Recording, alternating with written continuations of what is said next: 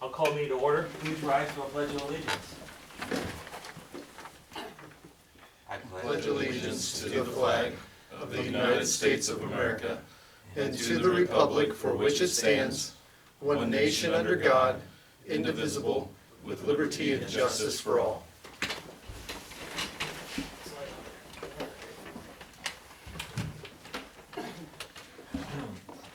This is an open meeting of the Seward, Nebraska governing body. The city of Seward abides by the Nebraska Open Meetings Act in conducting business. A copy of the Nebraska Open Meetings Act is displayed on the north wall of this meeting room facility as required. Disclosure of meeting recording processes is posted in the meeting room. A participant sign-in sheet is available for use by any citizen addressing the council. Presenters shall approach the podium, state their name and address for the clerk's record, and are asked to limit remarks to 5 minutes. All remarks shall be directed to the mayor, who shall determine by whom any appropriate response shall be made. The city reserves the right to adjust the order of items on this agenda if necessary, and may elect to take action on any of the items listed.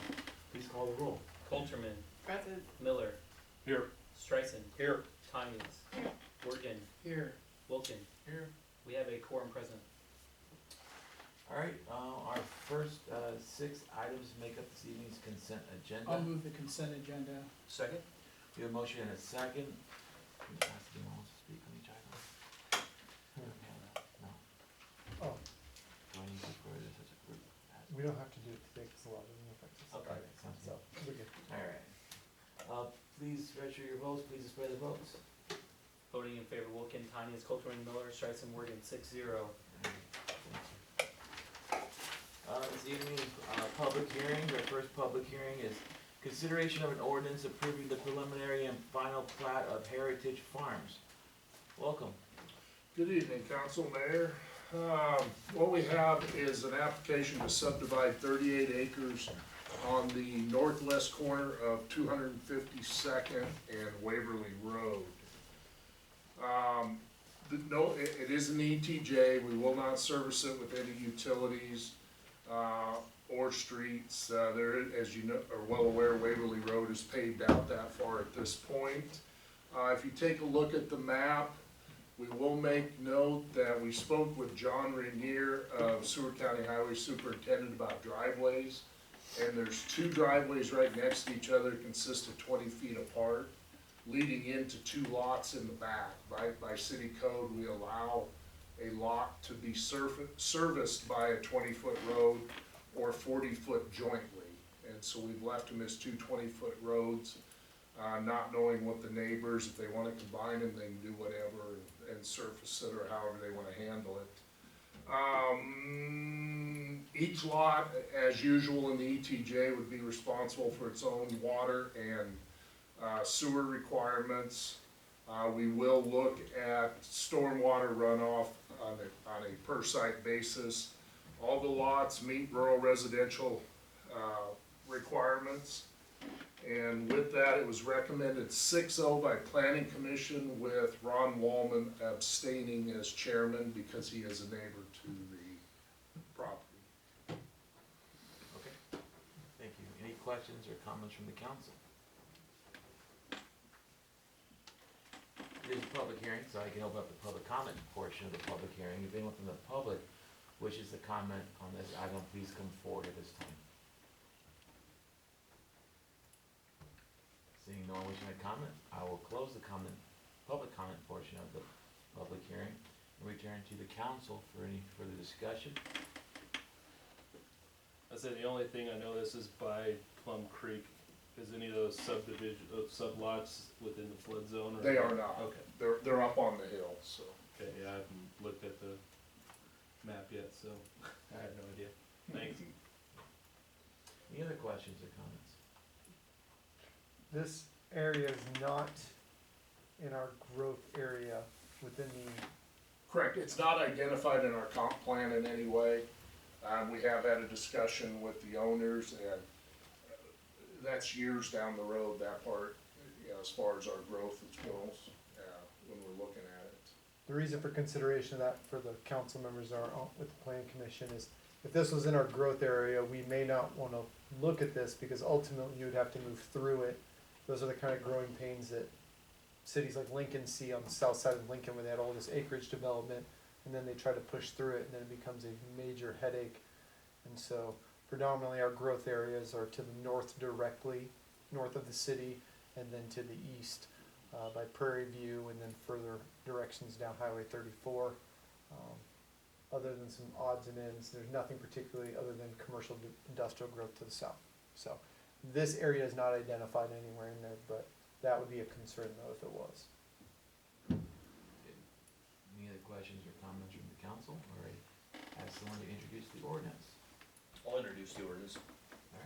An ordinance to approve the plat entitled Heritage Farms, a plat of land located in the southeast quarter of the southeast quarter of section 10, township 11 north, range 3 east of the 6 p.m., Seward County, Nebraska, as hereinafter set forth, to provide for publication of this ordinance in pamphlet form, to provide for a time when this ordinance shall take effect. The ordinance has been read by title and is designated as ordinance number 2024-10, and the title is hereby approved. I need a motion to dispense with statutory rule. So moved. Second. We have a motion and a second. Is there any further discussion? Seeing none, please register your votes. Please. Matt, did you- Sorry. No, you're fine. Please display the votes. You were just testing me, I know. Yep, sorry about that. Voting in favor, Wilkin, Tanya, Colterman, Miller, Streisand, Morgan, 6-0. Again, this is ordinance number 2024-10. Would anyone like to move that this ordinance be passed and adopted as read? So moved. A motion and a second. Is there any further discussion?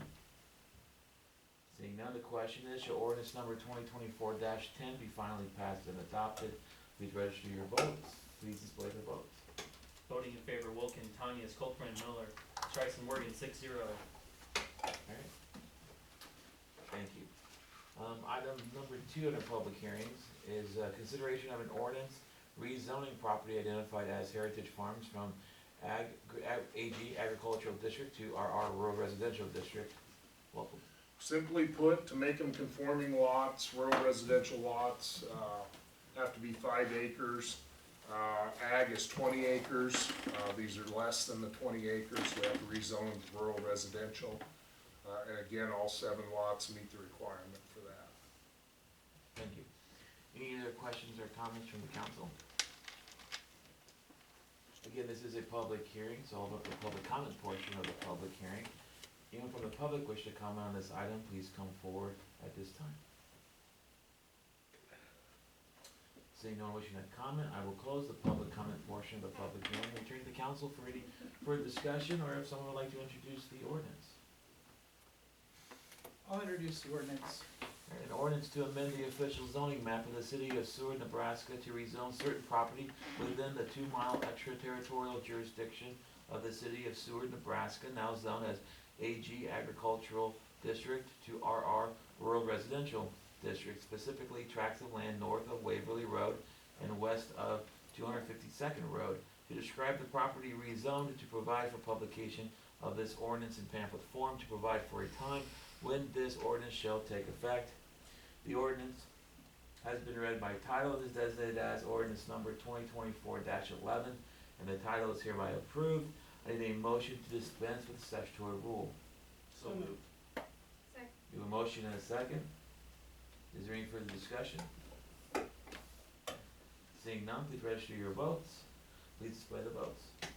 Voting in favor, Wilkin, Tanya, Colterman, Miller, Streisand, Morgan, 6-0. Again, this is ordinance number 2024-11. Would anyone like to move that this ordinance be passed and adopted as read? Second. We have a motion and a second. Is there any further discussion? Seeing none, the question is, shall ordinance number 2024-11 be finally passed and adopted? Please register your vote. Please display the votes. Voting in favor, Wilkin, Tanya, Colterman, Miller, Streisand, Morgan, 6-0. Alright, thank you.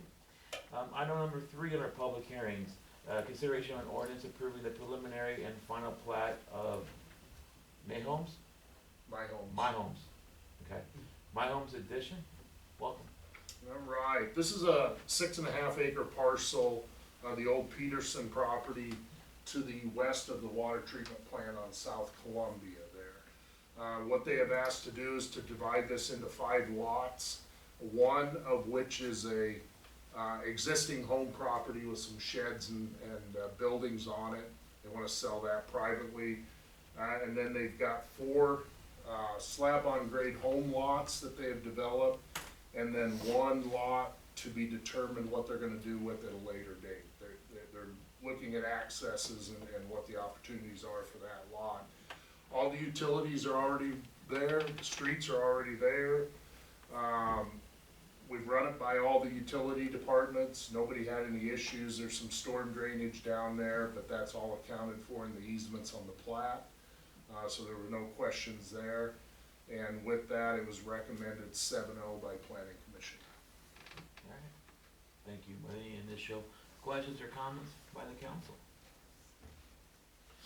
It is a public hearing, so I'll open up the public comment portion of the public hearing. If anyone from the public wishes to comment on item number 3, please come forward at this time. Seeing no one wishing to comment, I will go ahead and close the public comment portion of the public hearing and return to the council for any further discussion, or if someone would like to introduce the ordinance. I'll introduce the ordinance. An ordinance to approve the plat entitled My Homes Edition, a replat of all of Block 1, Midland Pacific Railway Townsite Company's Edition to South Seward, and a portion of lots 1, 4, 5, 8, 9, 12, 13, 16, and 17. Block 2, Midland Pacific Railway Townsite Company's Edition to South Seward, and a part of the depot grounds as platted in Midland Pacific Railway Townsite Company's Edition to South Seward, a part of vacated Depot Street, and a part of vacated Midland Street, and a part of vacated First, a part of lots 1 through 11, 12, 13, 14, and a part of the north-south alley in Block 11, South Seward Edition, City of Seward, Seward County, Nebraska, as hereinafter set forth to provide for publication of this ordinance in pamphlet form, to provide for a time when this ordinance shall take effect. The ordinance has been read by title and is designated as ordinance number 2024-12, and the title is hereby approved. I need a motion to dispense with statutory rule. So moved. Second. The motion and a second, is any further discussion?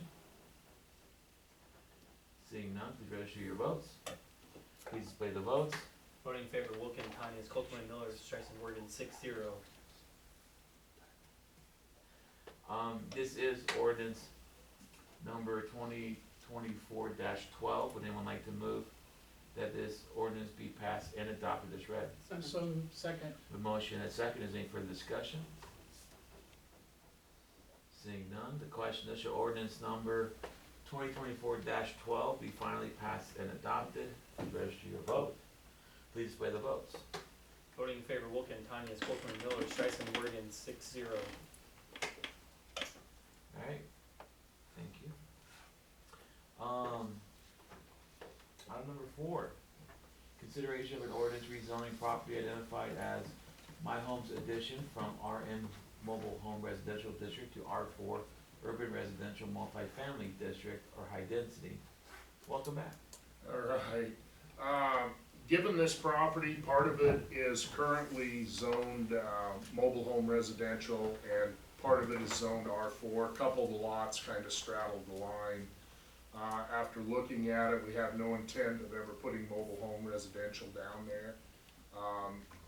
So we looked at R4 being the surrounding area, so the decision was made to rezone the whole parcel as R4. All the lots do meet the requirement for R4. Again, approved 7-0 by planning commission. Alright, thank you.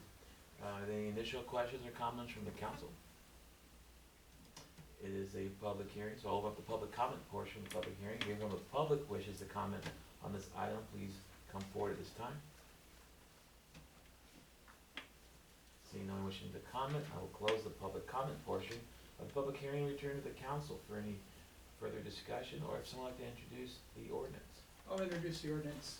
Alright, an ordinance to amend the official zoning map of the city of Seward, Nebraska to rezone certain property within the corporate limits of the city of Seward, Nebraska, now zoned RM, Mobile Home Residential District, to R4 urban residential multifamily district or high density, specifically tracts of land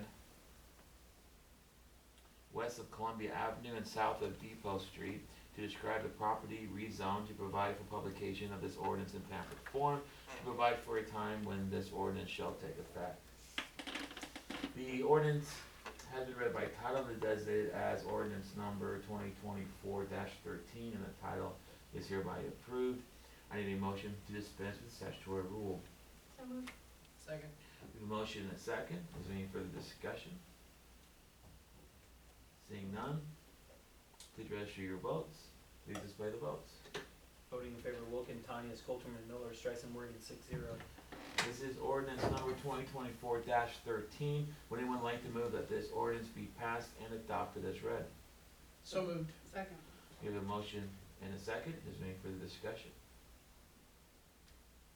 Seeing none, the question is, shall ordinance number 2024-13 be finally passed and adopted? Please register your votes. Please display the votes. Voting in favor, Wilken, Tanya, Colterman, Miller, Streisand, Morgan, 6-0. Alright, I believe that's the last ordinance for this evening, so only one final motion to make all the ordinances a part of the permanent record. So moved. Second. We have a motion and a second. Please register your votes. Please display the votes. Voting in favor, Wilken, Tanya, Colterman, Miller, Streisand, Morgan, 6-0. Alright, Thank you, council. Welcome. Alright, next we have under administrative items, number one, discussion of the design for the 500,000 gallon water tower downtown. Welcome, Greg. Hi. I I was said, like, you know, wait, it's what? getting, you Where know, you it's got- getting close to budget time as I start moving around over here, and surely, but surely I'll end up at that table doing budget stuff. But, we have completed our draft design finally, the proposed water tower. I apologize now, we just noted when we turned this on earlier, that there's a little bit of a wavy line in the, overhead projector, so we'll either have to get a new bulb or a new projector. But, it's also here for anybody that wants to look as I open this up. Let's see. Connect to the printer web so real fast.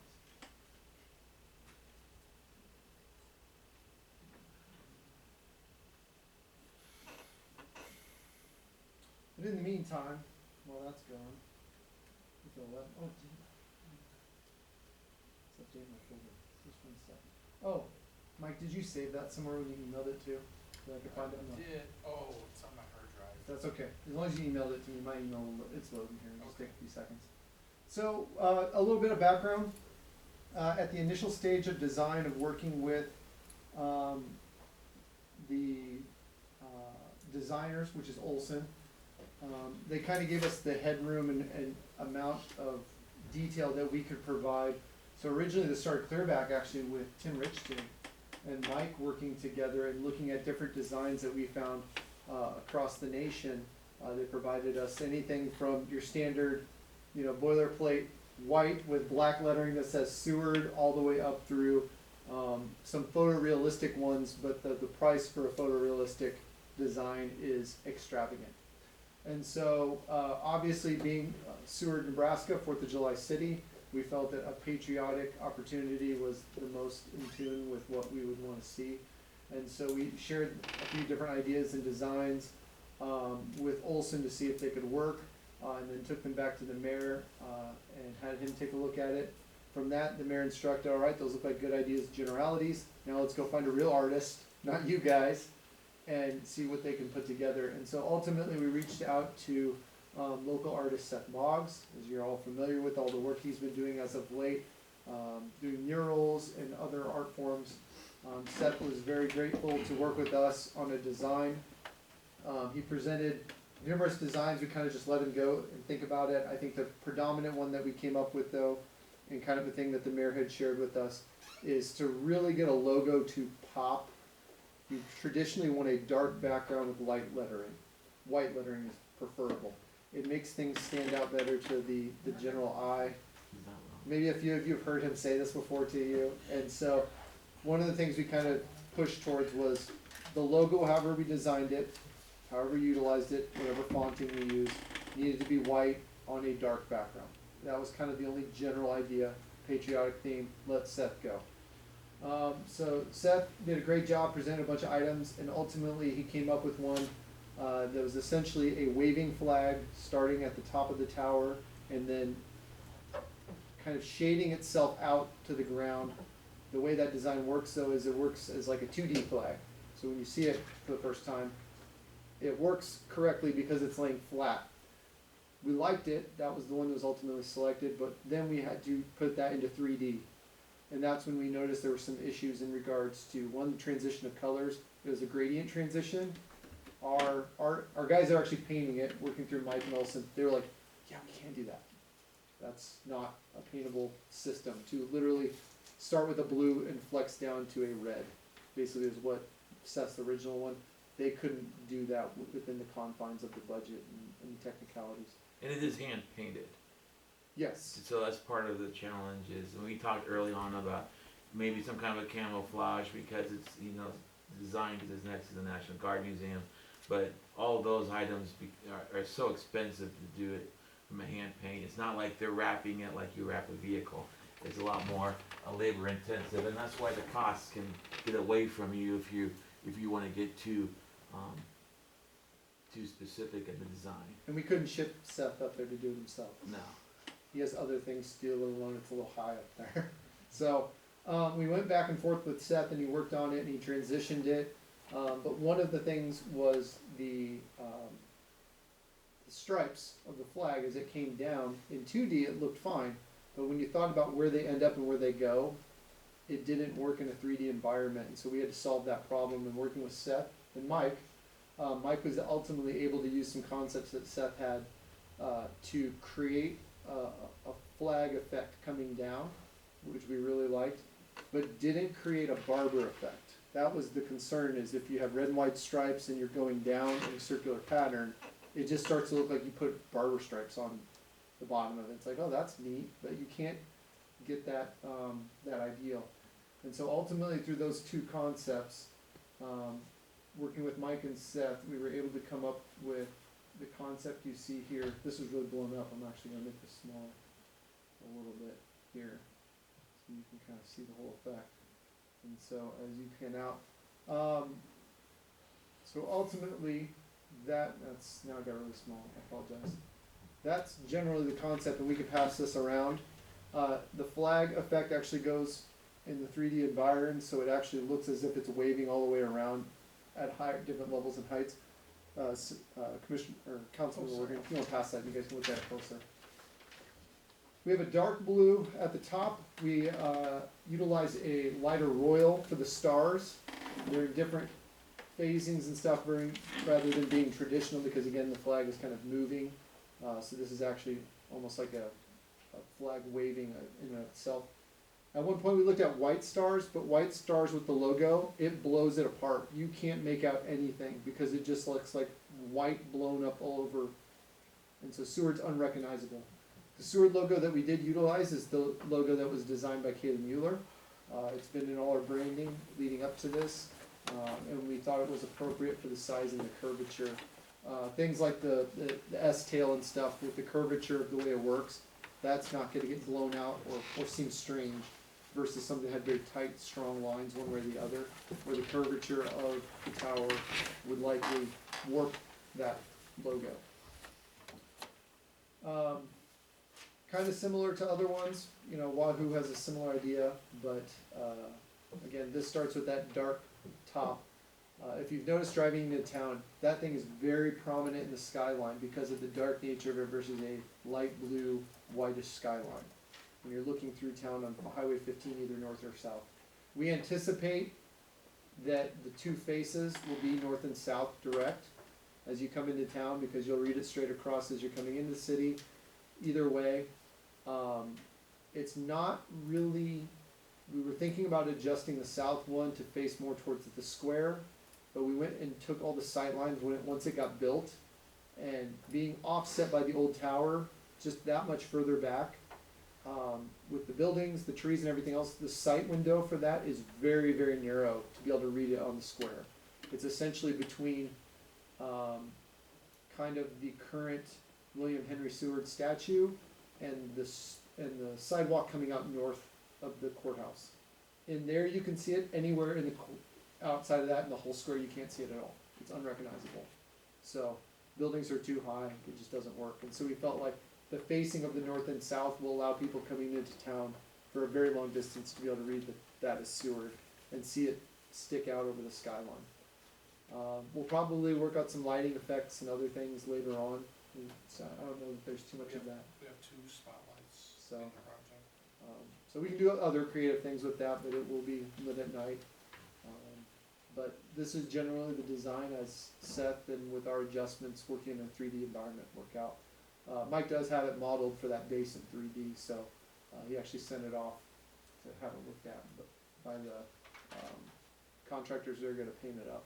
But he has a model. We'll try to get you a full-scale model in some way, shape, or form so you can see it. But that's the design. So, questions, comments? We did talk about putting any like 4th of July city and stuff on there, but it's almost unreadable because it's so, the font is so small. It kind of rides right underneath that straight line you see. And I don't know that you'd even be able to read it if you're standing underneath it. So, let Seward pop and let the flag fly, and that's how we designed it. So, questions? Matt? I think it looks great. I think you considered a lot of stuff that, you know, took your time and The had bar, a lot of great input. I will tell you, the barber pulling effect took a ton of time Mhm. because we could not figure out how to get those stripes to come down in a manner that didn't look like a barber pull, where they're just reconnecting with themselves and confusing you. So, but I want to thank Seth. I want to thank Mike. I want to thank the mayor for all of his input and design criterias that he gave us. So we think it will work out. And, it'll be very noticeable for many years to come. So there might be some slight adjustments to it from here, but this is the general concept. So, did it make it all the way around so you guys got to see the printout? Yep. So, okay. There you go. So that's the draft concept. We'll kind of work out final details and get a mock back, probably from our paint scheme people that will give us all the sides. And then we'll have that scale model at some point. It may not be the perfect model. We were looking at a 3D one, printed one, but we'll have to go with other options because our printer can only print 6 inches tall at UNL. So we need to go somewhere else. Mary, anything else? No, I mean, it's one of these things, it's like license plates, people are gonna hate it, Or they're gonna love it. or mostly they're gonna hate it. But it's one of those things where it's very easy to have an opinion on it, because it's just a preference, and, you know, it is what it is, but we try to keep it simple, because sometimes, you know, simple is better, not to overcomplicate it. We probably got a little too creative on the pole, just because we're trying to avoid the candy cane, you know, barber pole look. And once you're dealing in 3 dimensions, it just gets a little bit harder to make that work. Where on a computer screen, it looks pretty simple and pretty easy, and then when you try to create it in a real environment, it gets you get away from me a little bit. But you know, hopefully it's consistent with what we're using as our current logo, and that's really, you know, is what it is. I still want a digital camel, but that's too expensive. Yeah, hand painting that. You got overruled on that. Yeah, I think the the price contractor tag. said they would walk. Yeah. Yeah, they hated the idea. And so. rightfully so. And it would cost us an arm and a leg. And just to put things in perspective, you know, that's one of the things people like to talk about, the York Water Tower, and because it's so noticeable. But it was also very expensive to paint, and if I recall talking with I knew him as state senator, Greg Adams, but when he was mayor at the time, he just basically told the businesses, if you guys want a you know, more expensive design, then you have to come up with the money, and they actually the business community raised the money to help pay for that painting, because it can get pretty expensive. So that was the alternative, is to try to raise money if you wanted something very specific. But I don't know, it is what it is. Adair, Iowa has a smiley face on it, so they went with simple. So, that's all I have. There we go. Any other questions or comments from the council, or anyone else for that matter?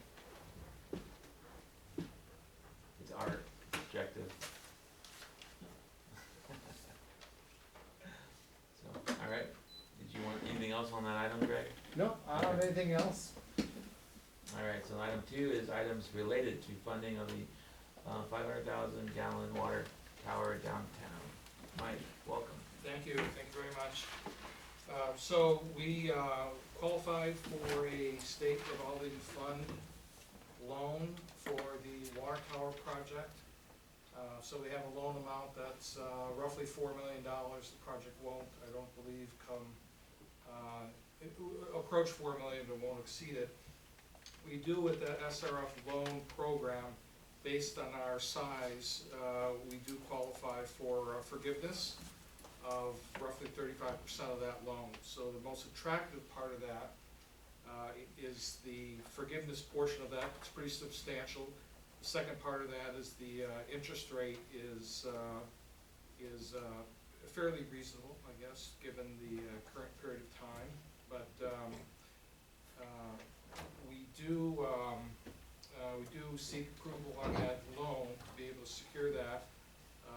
We essentially need council approval so that give the mayor ability to sign the forms and formalize the loan agreement. So obviously the tower project has been proceeding.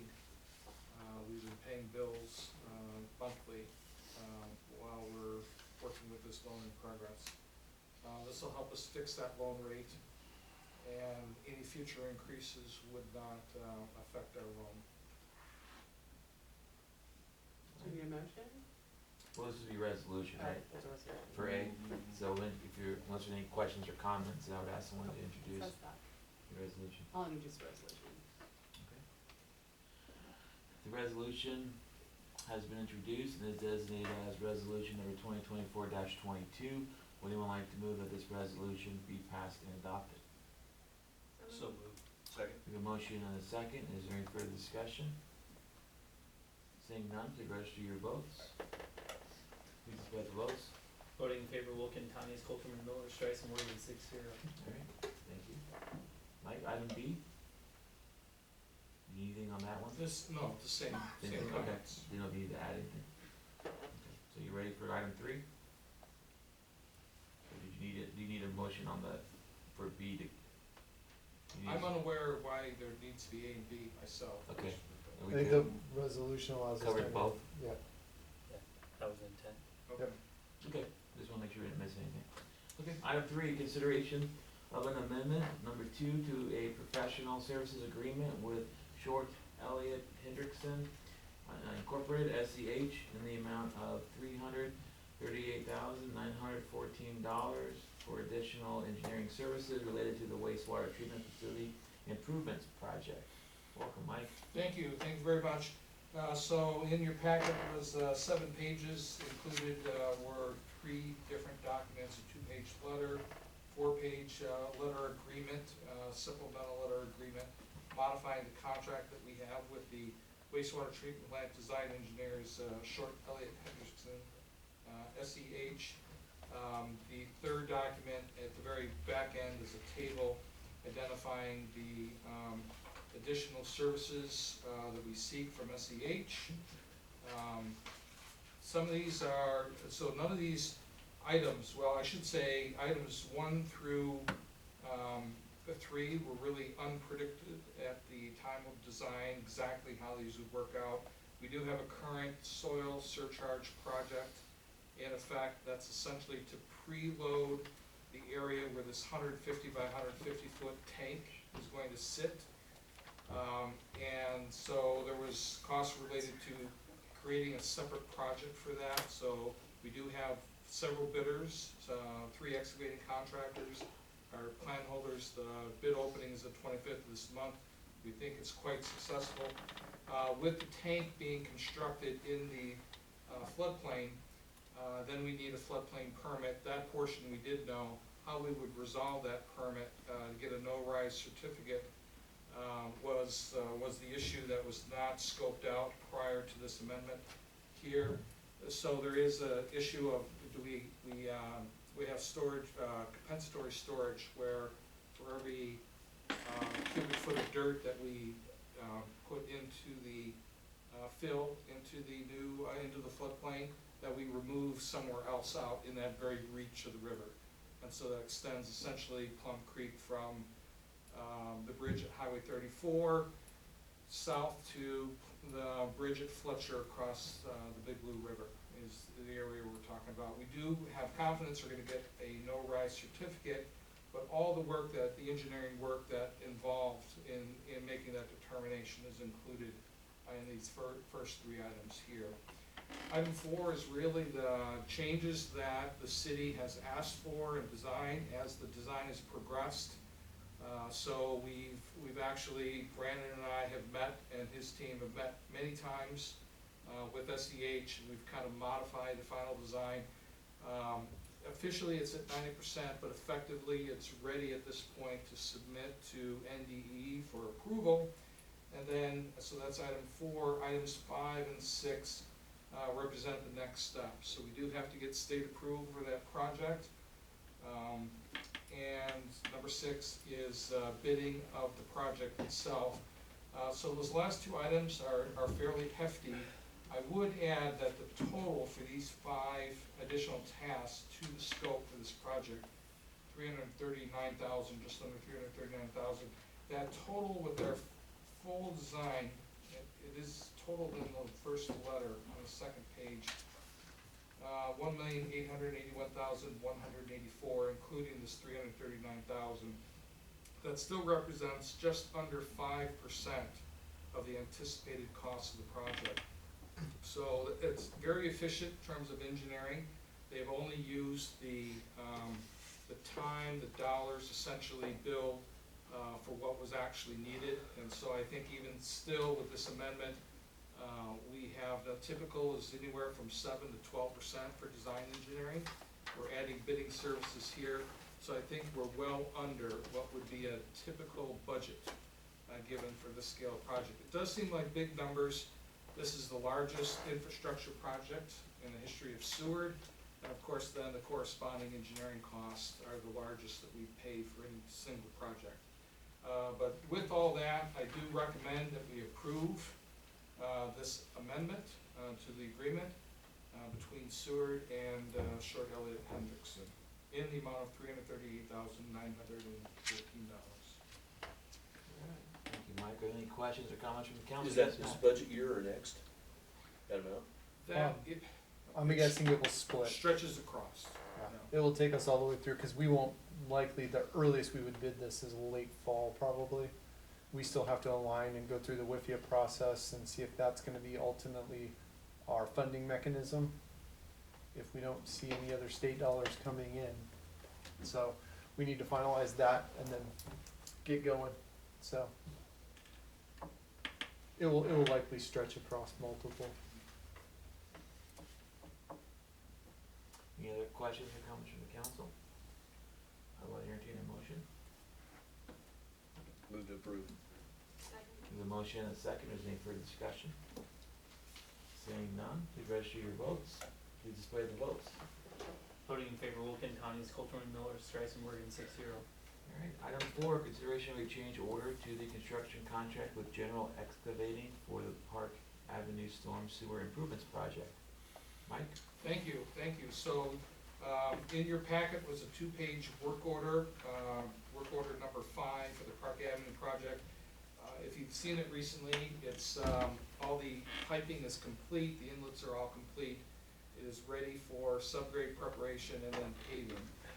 So with the rain that we have had this year, substantial rain, the soils are, had barely tested after some drying in the last 10 days or so.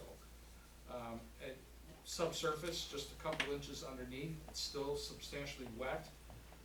So we're recommending, we've asked the contractor to come up with a price to actually incorporate Portland cement in the top foot.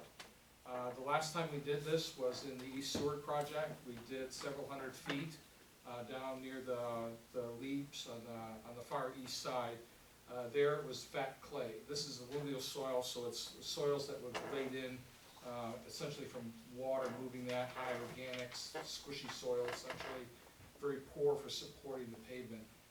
Due to the short time that we had to plan, design, and contract this particular project, we did not go through the step of having a geotech survey where we have soil borings done along the route. We did that for East Seward. We did identify a bad section. We did have this very process incorporated in that project. The bids we had for that line item at East Seward, roughly the same amount of work we're doing here, range from $70,000 to $120,000. There were 5 bidders to bid November 8th of 2022. So we think here with the price quoted, $78,105.60, we're actually getting a very good price, right? Similar to what we'd get from if it was in the original bid of the project. So with that, I do think the benefit of this soil amendment will probably be extending the life of that pavement. The benefit will probably be in decades, measured in decades, not in months. So we won't know the success or lack of success for a very, very long time. We do recommend for this particular section that we actually incorporate this. We don't do this everywhere, but we do it where the soils are poor. We looked at removing soil and hauling in new soil. We looked at adding fly ash instead of Portland cement as a soil amendment. So we looked at several options. This seems to be the most expedient. The subcontractor can mobilize Thursday or Friday this week, 3 days worth of work, and then the paving contractor is set to mobilize next week sometime. He has to wait until this work is complete, but certainly shortly thereafter. Portland cement, actually, when it's worked into the soil, will actually hydrate. So it's probably a 48-hour period of time before the paver would come in. So they do plan on bringing in their paving machine to do the Park Avenue section. And so it's similar to East Seward. It's a very large unit that actually has an auger and actually spreads the concrete out. Concrete can be very low slump, meaning low moisture content, very hard to work manually, but it increases the strength dramatically. So all told, I think these all work together, and I would certainly recommend at its price this work order. We potentially will turn this into a change order. We don't have the change order, so typically work orders get combined and converted into a change order, and due to the timing, we do not have that paperwork ready yet. I would just add to this that this has probably been the biggest open end of any of the construction projects we've had. As you've seen, this has sat essentially open longer than Highway 15 did in any portion of time where that was ripped out and open. And a lot of it is due to the nature of the quality of the soil down there. They tried and tried to get compaction rates and work with it, and it just would not go. And it's because if you look at that dirt down there, when it was still that, it's just dark as night.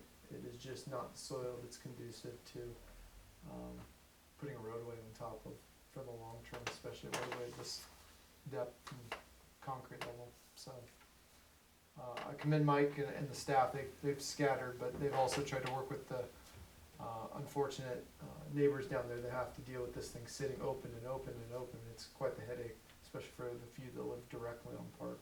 So it would be nice to get this resolved and moved on for the neighborhood and clear that roadway out and off of our list. But this is likely the only way we're going to get it done. Otherwise, you're going to wait till we get to drought. All right, any other questions or comments from the council? Otherwise, entertain a motion. So moved. A motion to approve, we have a second? Second. Motion and a second, any further discussion? Seeing none, please register your votes. Please display the votes. Voting in favor, Wilkin, Tanya, Coulterman, Miller, Strice, and Morgan, 6-0.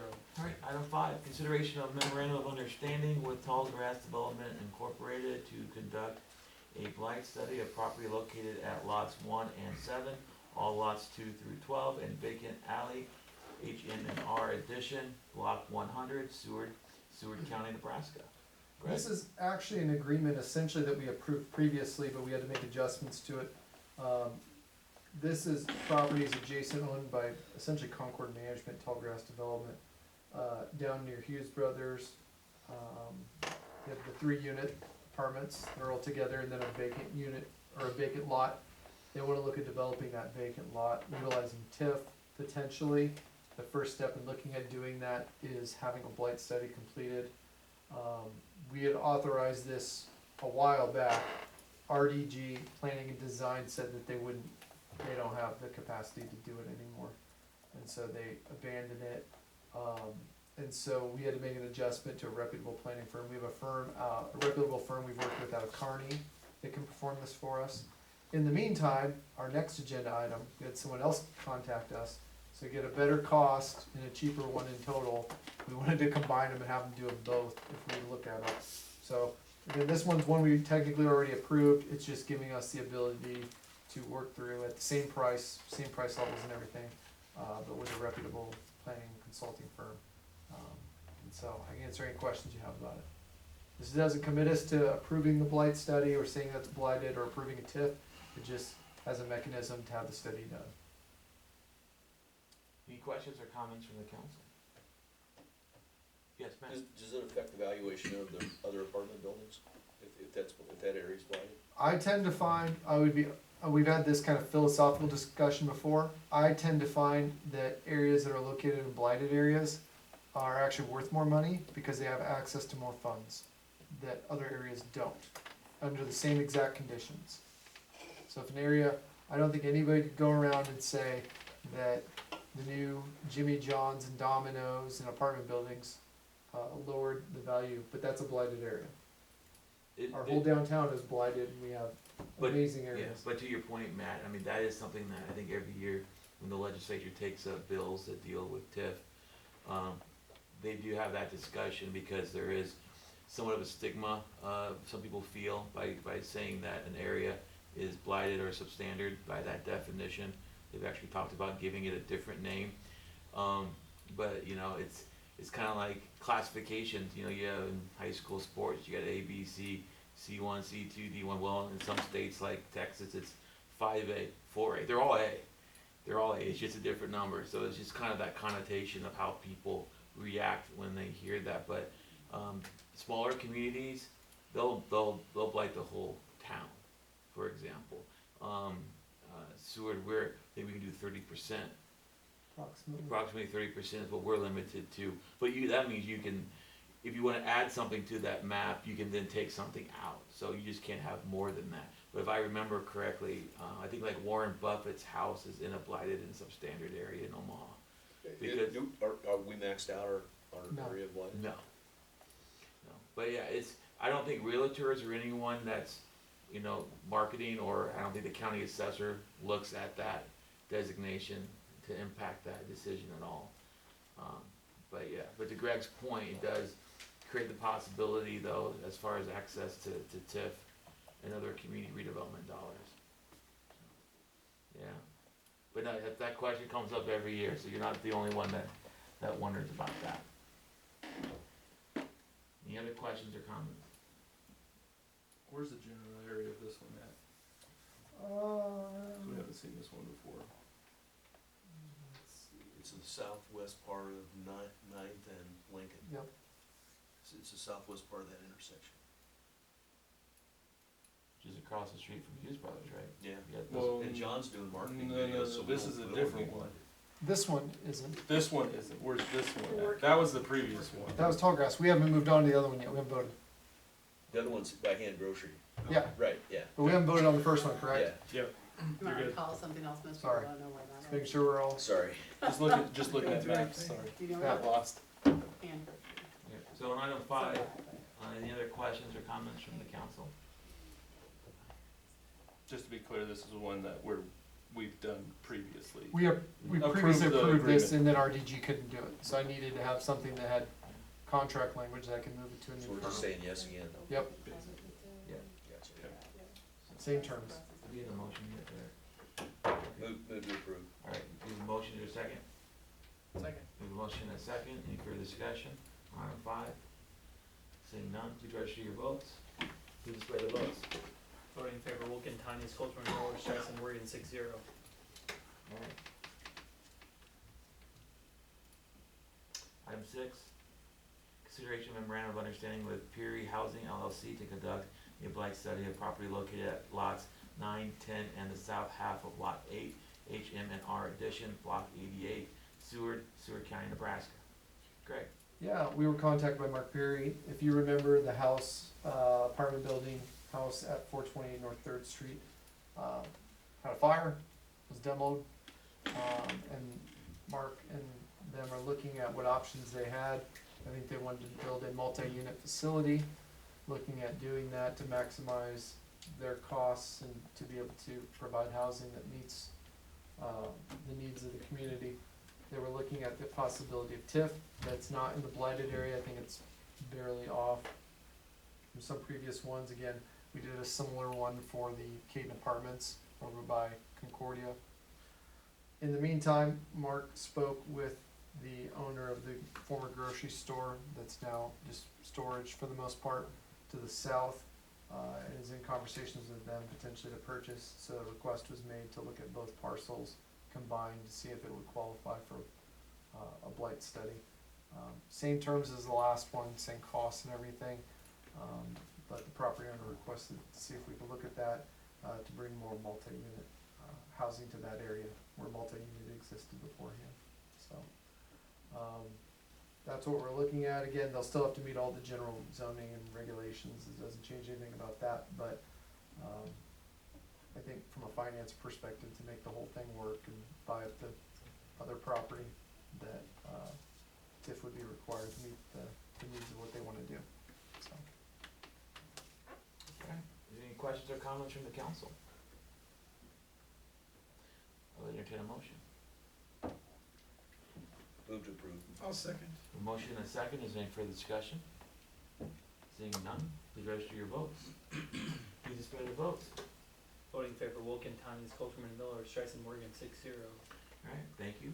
Item 7, update on the Wellness Center. Welcome, Joel. Hello, everyone. Go through the list here. Different updates have been happening. The gym, the concrete slab was poured last week.